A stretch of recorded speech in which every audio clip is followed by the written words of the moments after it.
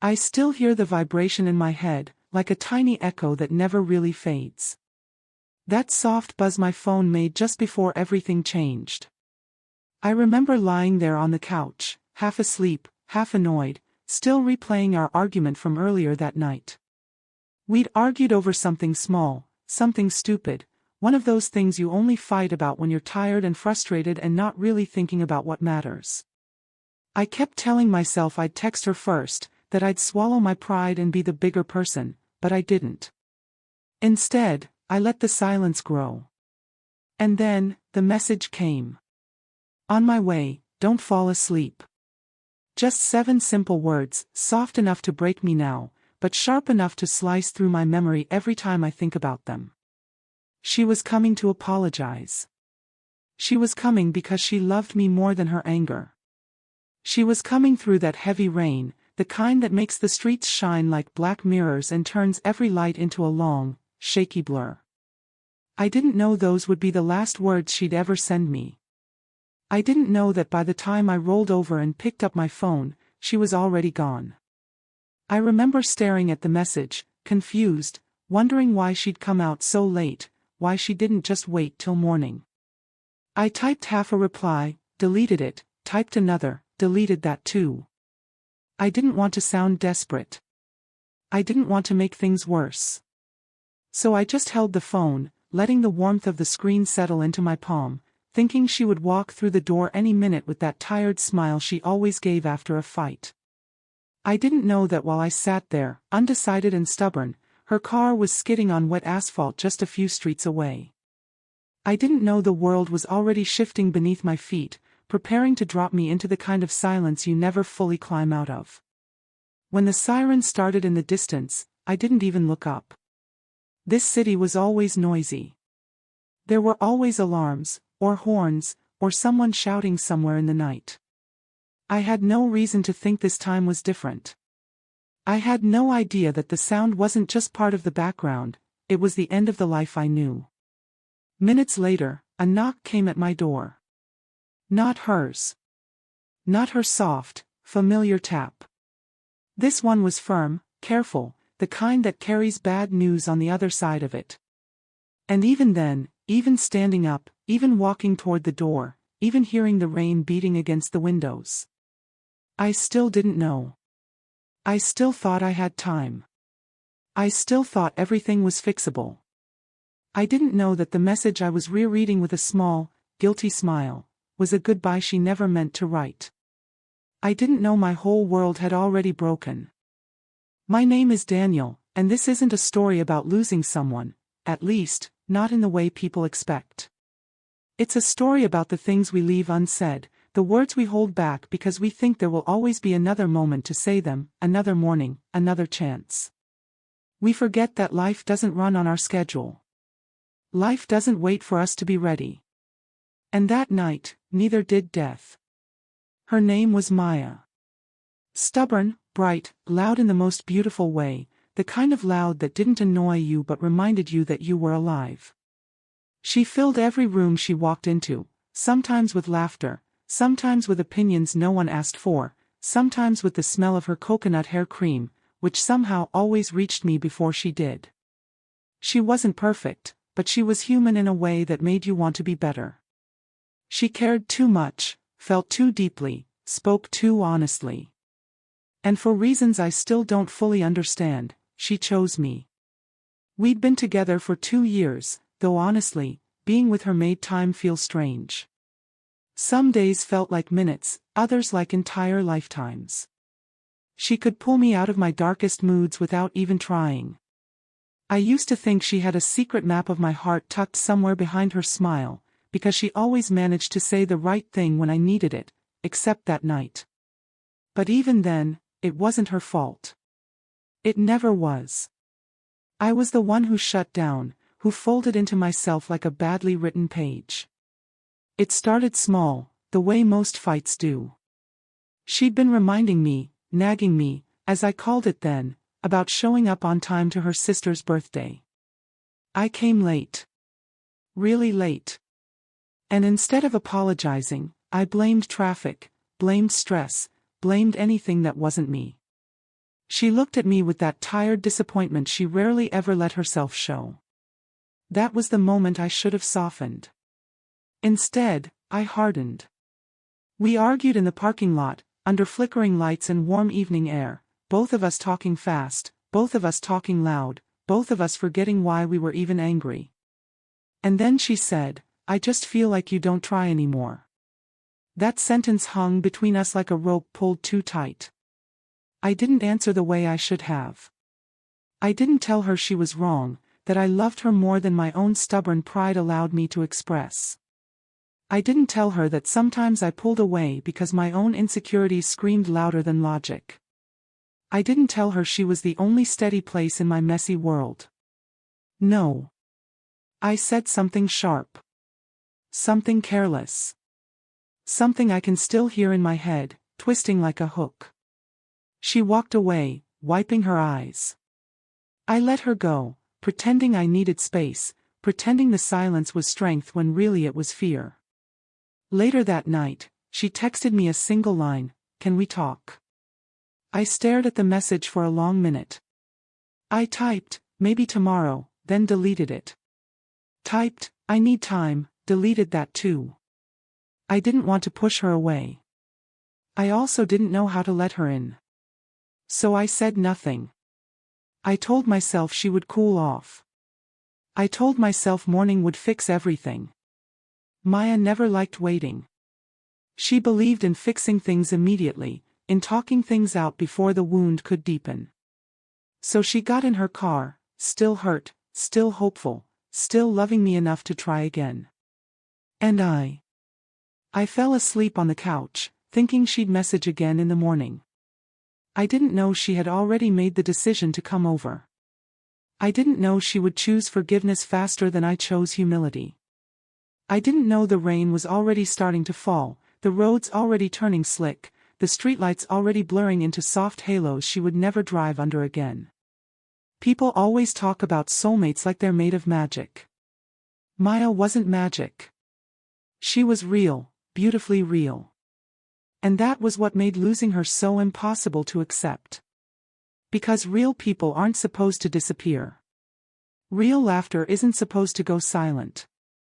Real love isn't supposed to end on a message saying, "On my way." But this story isn't just about losing her.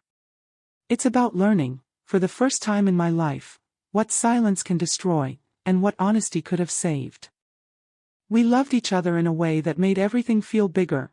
Every good day felt like sunlight warming your skin after weeks of rain, every laugh felt louder, every stupid inside joke felt like a secret world only we understood. Maya and I didn't do anything halfway. We fell hard, argued hard, loved hard. And even now, I can admit that part of what made us so close was the very thing that sometimes tore us apart: passion. Real, stubborn, fire mixed with oxygen kind of passion. The kind that can warm you, or burn you. And that night, we burned. But before the flames, there were moments that made the fire worth surviving. I remember the first time she stayed over. She took one look at my messy apartment, raised an eyebrow, and said, "So this is how you live when no one is watching." It sounded like a joke, but she was already rolling up her sleeves, reorganizing my kitchen like she'd been waiting years to do it. When I tried to help, she shooed me away and said, "You'll ruin the system." I didn't know there was a system. She made one. And somehow, she made room for me in it. We formed traditions without even trying. Sunday afternoons were for cheap noodles and old crime documentaries. She'd always sit too close, stealing bites from my bowl even when she had her own. Every time I complained, she'd smile and say, "It tastes better when it's yours." Fridays were movie nights. She snored if she was tired. Loudly. The first time it happened, I recorded it and played it back for her in the morning. She threw a pillow at me so hard it knocked my coffee over, then spent the next 10 minutes apologizing while laughing so hard she cried. That was Maya, chaos and softness wrapped in the same heartbeat. We had 1,000 tiny habits that made us feel like a team. Like a home. Like something that couldn't break because it felt too real. But passion doesn't care how real something feels. It only cares how close the edges are. And with us, the edges were always touching. If we loved hard, we argued harder. We weren't cruel, but we were stubborn, two people who hated being wrong and hated hurting each other, yet somehow always managed to do both. Our fights were like thunderstorms. Loud. Fast. Over stupid things that didn't matter until we made them matter. And after every fight, the calm would come, Maya lying on my chest, tracing circles on my arm, whispering, "We're idiots. But we're idiots who love each other." And I'd tell her she was right. But that night, the storm didn't end the way it usually did. Maybe it's because I was already tired. Maybe it's because she was already stressed. Maybe it's because we were both so convinced we were right that neither of us stopped to ask if being right even mattered. We burned that night, not with anger, but with pride. Pride is quieter. More dangerous. It convinces you to pull away when you should pull closer. It tells you to protect your ego, not your person. And that's exactly what we did. I still replay the argument in my head sometimes, not because I want to, but because my mind keeps trying to find the exact moment where everything could have shifted.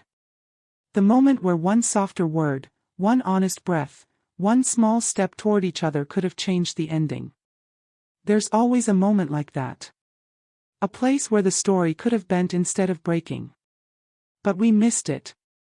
Or maybe we ignored it. And when you ignore the gentle warnings, the fire grows. It was the kind of fight that leaves you exhausted, not from shouting, but from feeling too much. She walked out with tears in her eyes, and I let her go with anger still in mine. It should have ended the same way every other fight did, with a slow, shaky apology and her sliding back into my arms like she never left. But that's the thing about passion, it doesn't promise safe endings. It only promises intensity. And that night, intensity pushed us apart at the exact moment we should have held on. If I had known what waited for us in the next few hours, I would have chased her. I would have said every unspoken word. I would have swallowed every ounce of pride I had. But life only lets you see the lessons after the damage is done. That night, we didn't just argue. We burned. And neither of us knew how final those flames would be.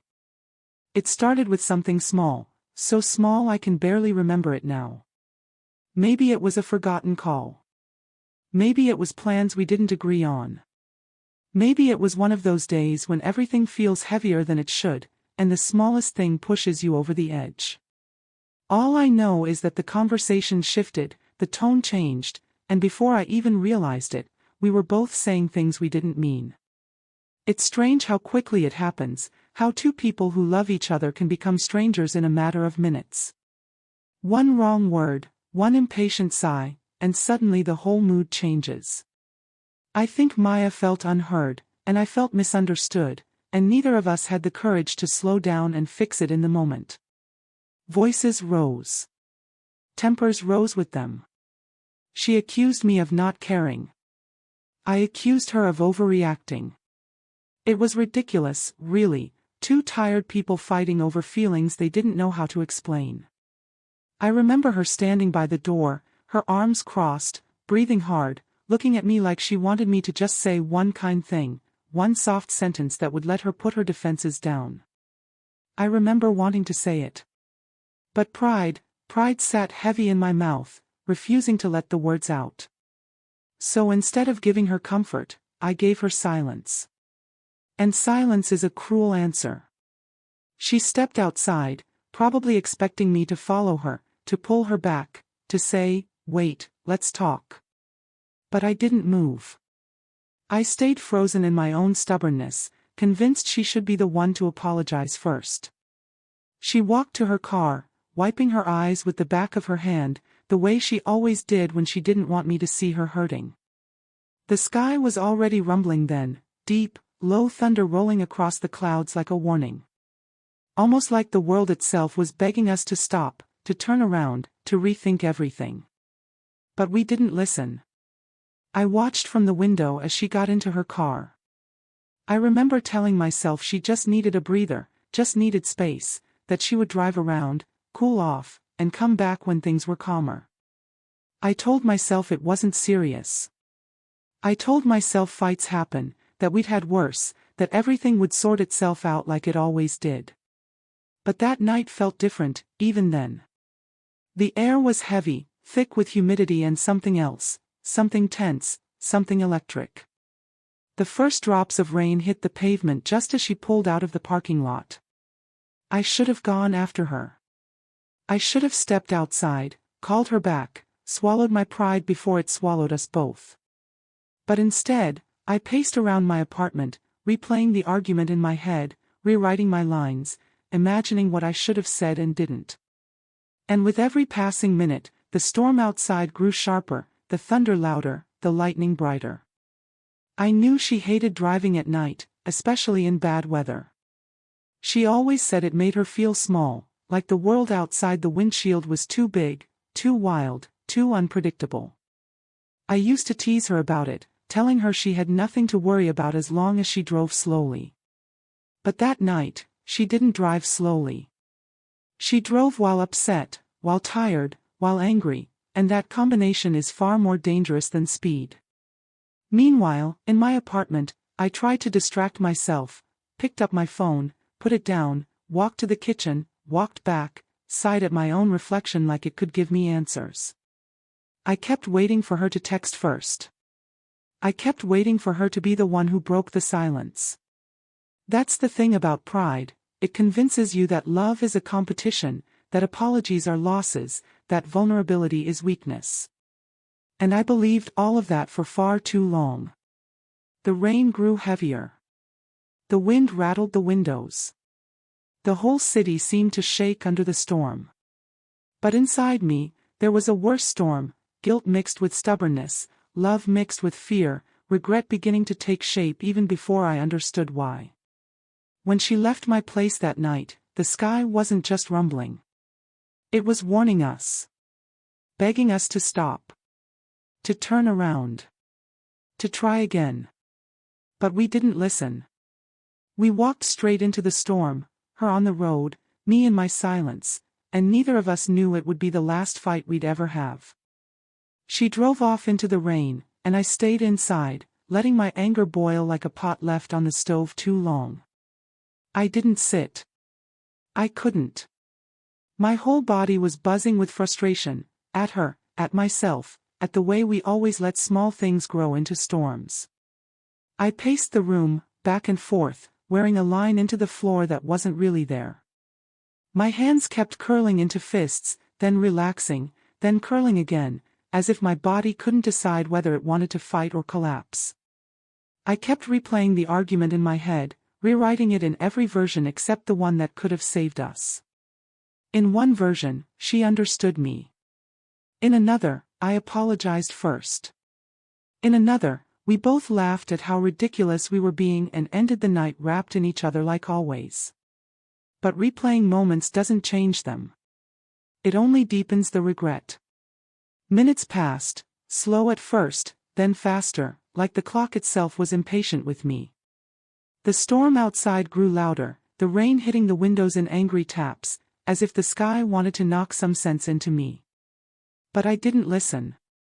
I kept telling myself I had the right to be upset. I kept telling myself she'd come back when she cooled down.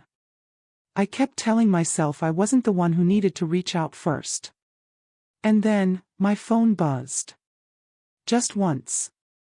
A small vibration, quick and soft, the kind that barely makes a sound. But somehow, it felt loud. Too loud. I froze mid-step.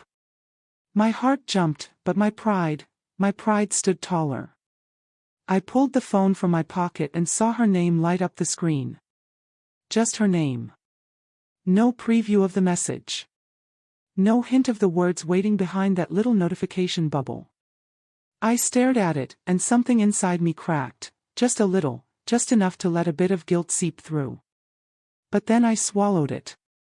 I told myself she was probably saying something dramatic, something emotional, something I wasn't ready to deal with while I was still angry. I told myself opening the message meant giving in. And I wasn't ready to give in. Not yet. Not first. So I ignored it. I didn't even open it. I locked the phone and tossed it on the couch like it weighed too much, like I couldn't bear to hold her name in my hand. I told myself she'd understand. I told myself we'd fix it tomorrow. I told myself she wasn't going anywhere. I didn't know how wrong I was. The rain kept falling, harder now, almost violent. Thunder rolled through the walls like footsteps from some giant creature walking across the sky. I remember thinking, she should pull over. She should wait for the storm to calm. But I didn't text her that. I didn't call. I didn't check if she was okay. I just kept pacing. Kept breathing through my anger. Kept pretending I wasn't worried. In truth, I was terrified. Not of losing her. Back then, I truly believed someone like Maya couldn't be lost.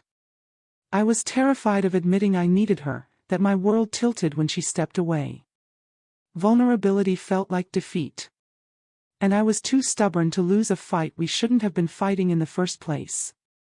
So I let the moment pass.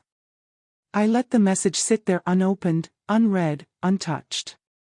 I didn't know that choosing silence would echo in my life louder than any words I could have said.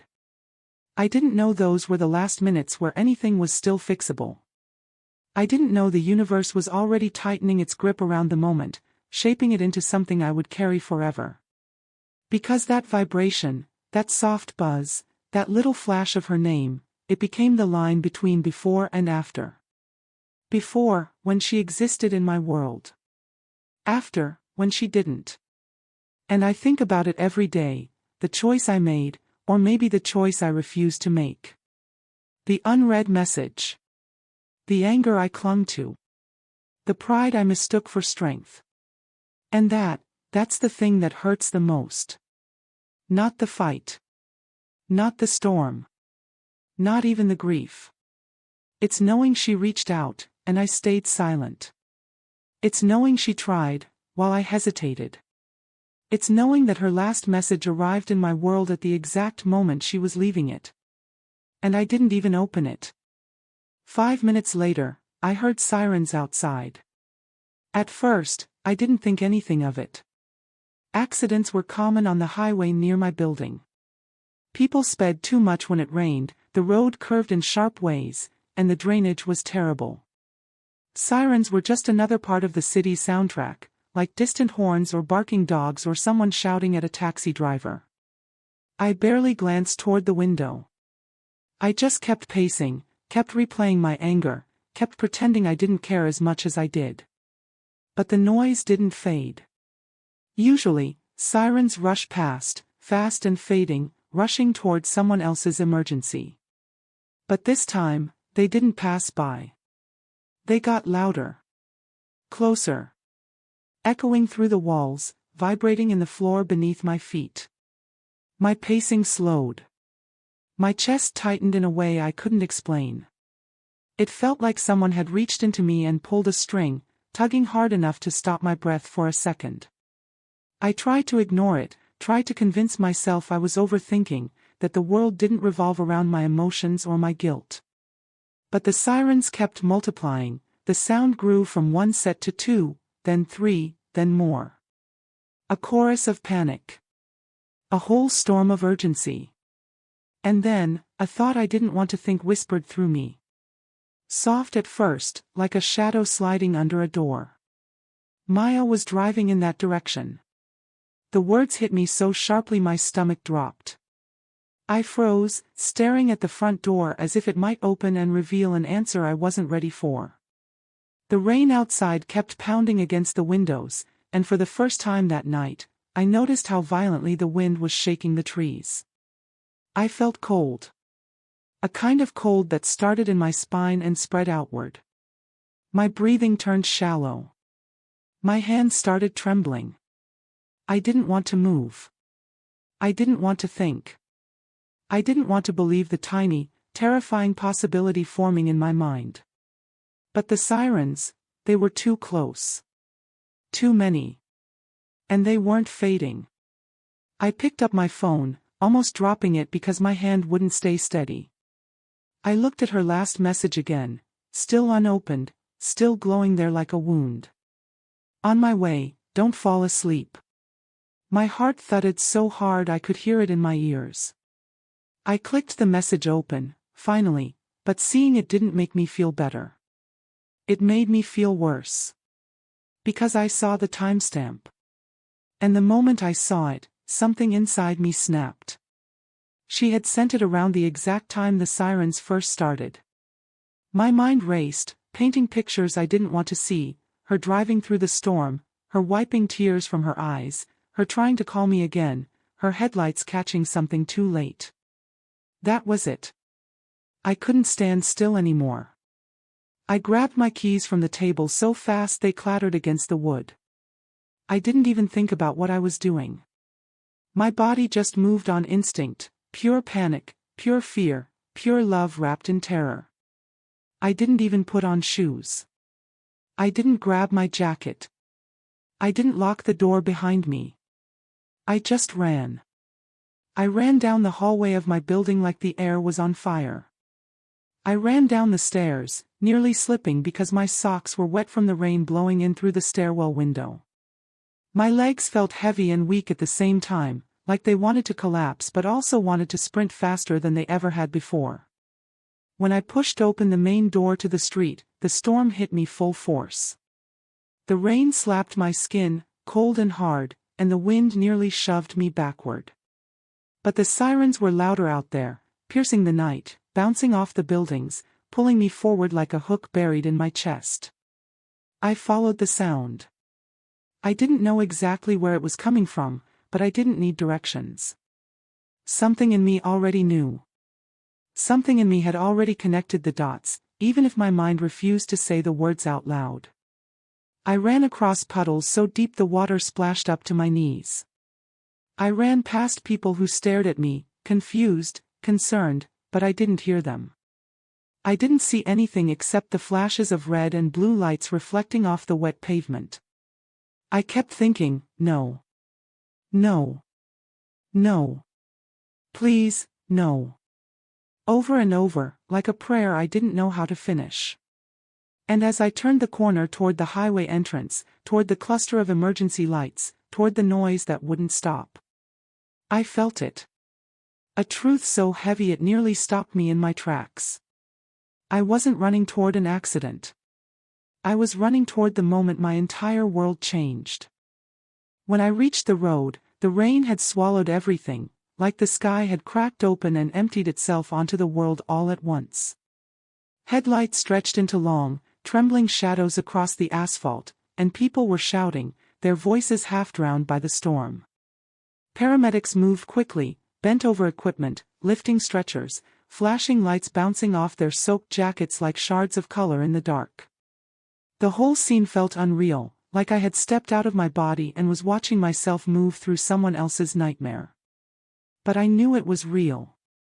I knew it the moment I saw the bent guardrail, and just a little past it, her car. Crumpled. Silent. The front end folded in on itself like paper crushed in a fist. The windshield shattered into 1,000 tiny crystals, each catching the rain as if mocking me with a cold sparkle. I stopped breathing. I think the world stopped too. I tried to run to her, my legs moved fast at first, faster than they ever had, splashing through water, slipping on the slick ground, but as I got closer, the air thickened. Panic wrapped itself around my chest. Fear filled my throat. I pushed through the crowd, shoving past bodies, ignoring the hands that tried to pull me back, ignoring the voices telling me to stay away. I didn't care. I needed to reach her. I needed to see her.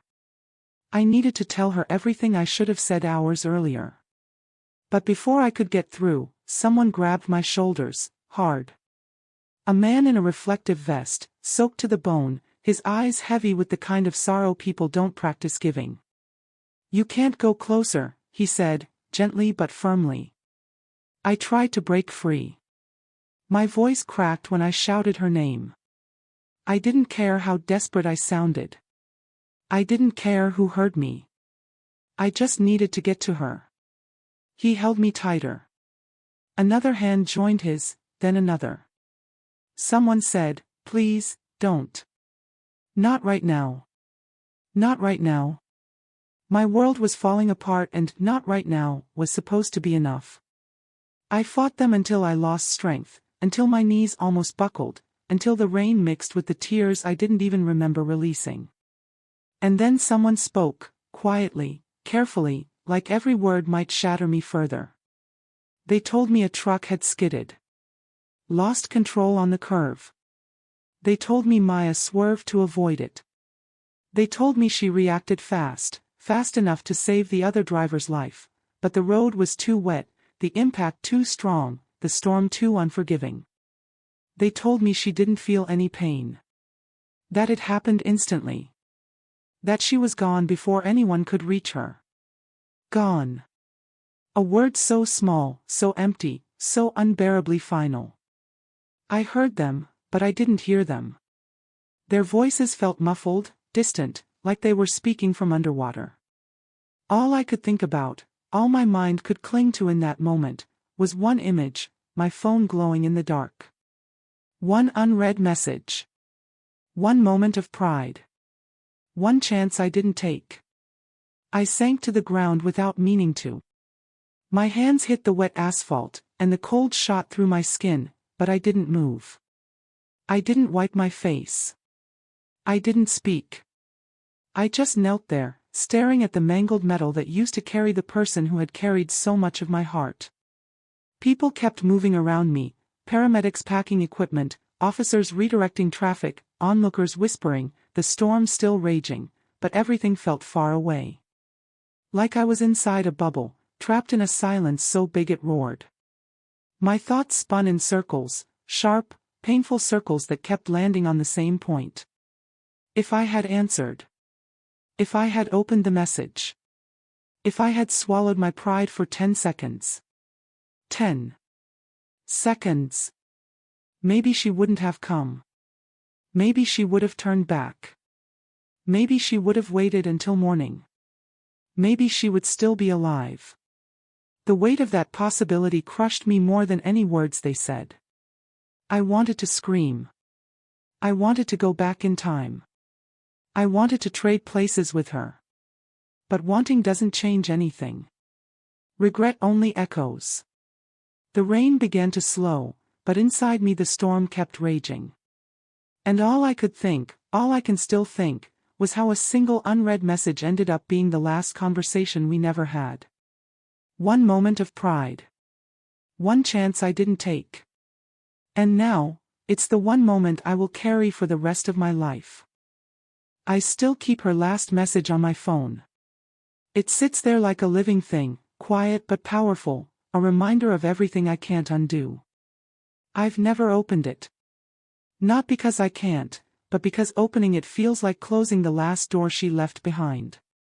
As long as it stays unopened, a small part of me can pretend she's still out there somewhere, waiting for me to answer.